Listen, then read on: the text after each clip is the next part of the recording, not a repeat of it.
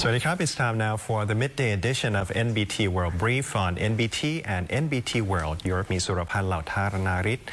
The Cabinet has approved the Thais Help Thais Plus relief scheme aimed at easing living costs amid rising inflation, with the government covering 60% of expenses and the public paying the remaining 40%. Registration opens on May 25th, while benefits can be used starting June 1st.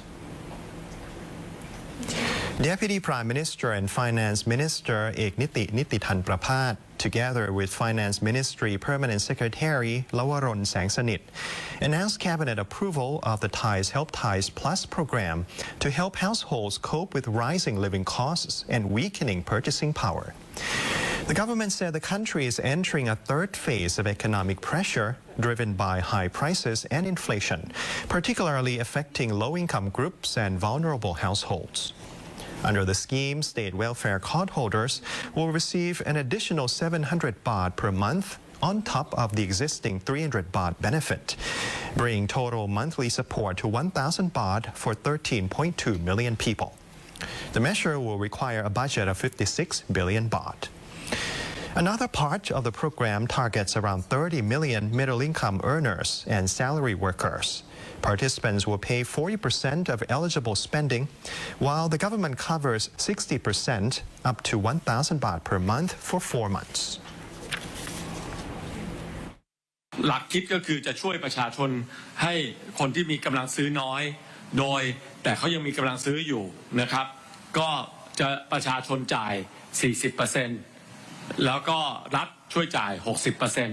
นะครับตรงนี้ก็คือหัวใจสำคัญคือช่วยบรรเทาค่าใช้จ่ายในชีวิตประจำวันนะครับก็จะให้ 1,000 บาทเป็นเวลา 4 เดือนเป็นการช่วยต่อลมหายใจร้านค้ารายเล็ก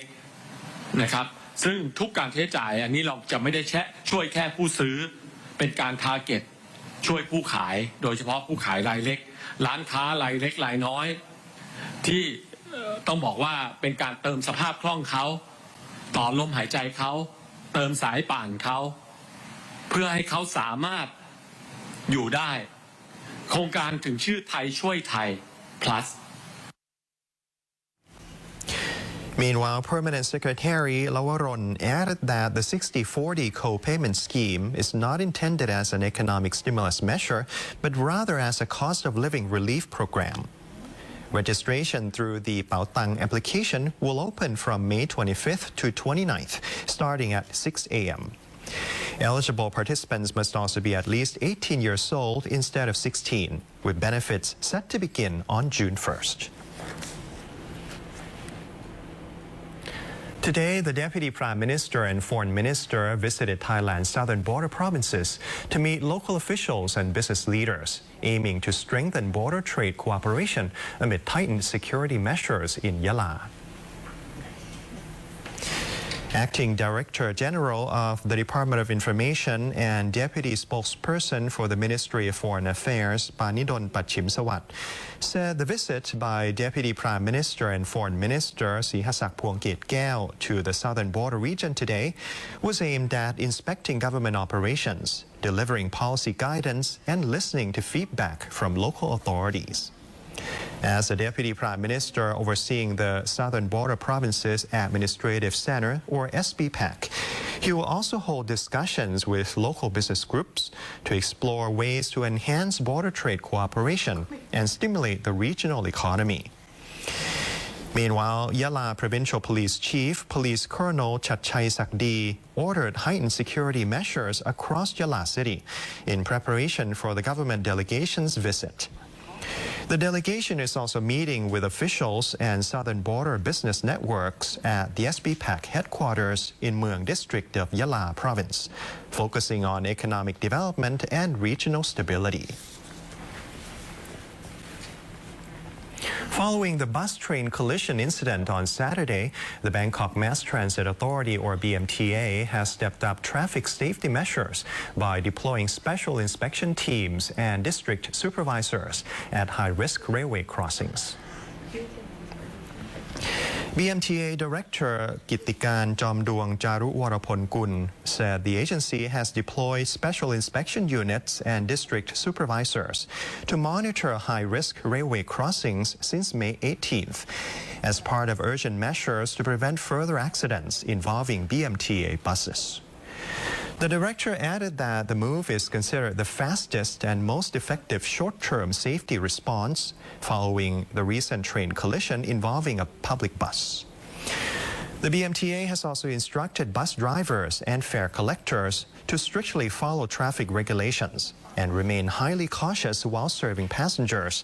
emphasizing that safety must be the top priority. In addition, the agency confirmed that routine alcohol testing for drivers remains in place and that drug screening has now been expanded to cover 100% of BMTA drivers. Any employee found violating the rules or testing positive for prohibited substances will face immediate disciplinary action and suspension from driving duties without exception.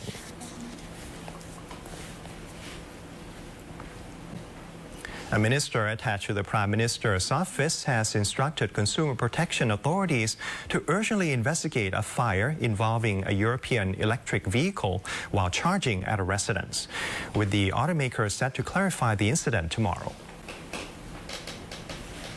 Minister attached to the Prime Minister's office, SUPAMAS Isarapakdi, said she has assigned her advisor to hold discussions with the Office of the Consumer Protection Board, or OCPB, regarding a recent electric vehicle fire that occurred while the car was being charged at home.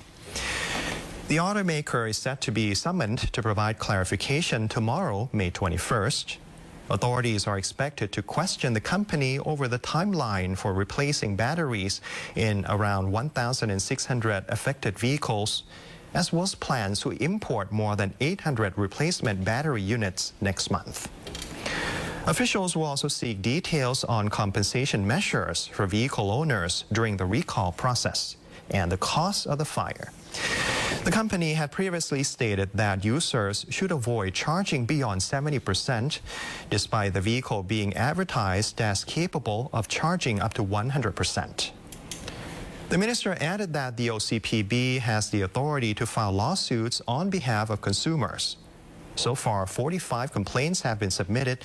including cases filed out of concern rather than direct damage.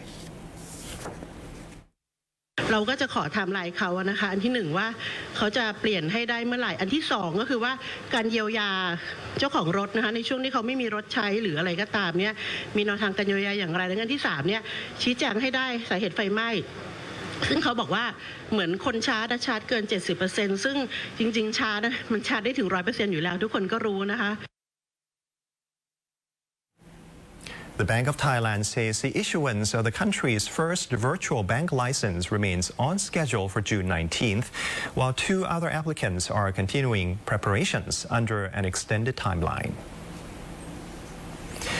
Mr. Somchai Lertlap-Wasin, Assistant Governor for Financial Institution Supervision at the Bank of Thailand, or BOT, said the approval process for Thailand's first virtual bank license remains on track for completion by June 19th. He said two other applicants that requested extensions have up to one additional year to prepare, with a final deadline of June 2027. Each applicant is currently proceeding according to his own operational readiness plan. The central bank will assess the performance of the first operators before deciding whether to allow additional virtual banks in the future. Regarding the plan of Deputy Prime Minister and Finance Minister Nititan Prapat to position Thailand as a regional financial hub, the Assistant Governor said the idea is a positive long-term goal, but requires major improvements in legal frameworks, institutional standards, and national infrastructure, including preparations for OECD membership. In addition, the BOT is closely monitoring the growing use of Buy Now, Pay Later, or BNPL services. While the system can help consumers manage short-term liquidity, regulators are concerned about the risk of excessive spending and rising household debt. The BOT expects to finalize an appropriate regulatory framework for BNPL services within this year. And that's the end of our midday edition of NBT World Brief. You can stay updated with the latest developments right here on NBT and NBT World. And for more stories, simply scan the QR code on your screen to access our full coverage across all media platforms. Have a nice day. สวัสดีครับ